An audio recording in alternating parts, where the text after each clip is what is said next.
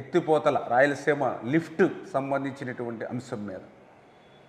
అటు తెలంగాణలో తెలంగాణ ప్రయోజనాల కంటే కూడా తెలంగాణలో రాజకీయ ప్రయోజనాలే అక్కడ నేతలు ఆశించి మాట్లాడితే వాటిని మన రాష్ట్రంలో చొప్పించి ఇక్కడ రాజకీయ లబ్ధి పొందాలనేటువంటి ఆలోచనతో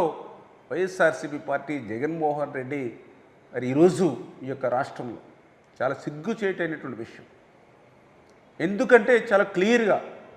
ఈ యొక్క రాయలసీమ ఎత్తిపోతలకు సంబంధించి 2020 మే 5వ తేదీన ఆ రోజు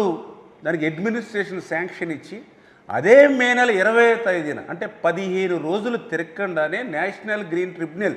ఎన్జీటీతో స్టేటర్ తెచ్చుకుంది కూడా జగన్మోహన్ రెడ్డి ముఖ్యమంత్రిగా ఉండగానే. అంటే అడ్మినిస్ట్రేషన్ శాంక్షన్ ఒక చేత్తో 5వ తారీఖున ఇచ్చి ఇంకొక చేత్తో 20వ తారీఖునే మరి స్టేటర్ తెచ్చుకున్నటువంటి మీరు ఈరోజు మళ్ళీ చంద్రబాబు నాయుడు గారి గురించి మాట్లాడేటువంటి అర్హత, రాయలసీమ గురించి మాట్లాడేటువంటి నైతిక అర్హత జగన్మోహన్ రెడ్డి గారికి ఎక్కడుందని నేను ప్రశ్నిస్తూ ఉన్నా.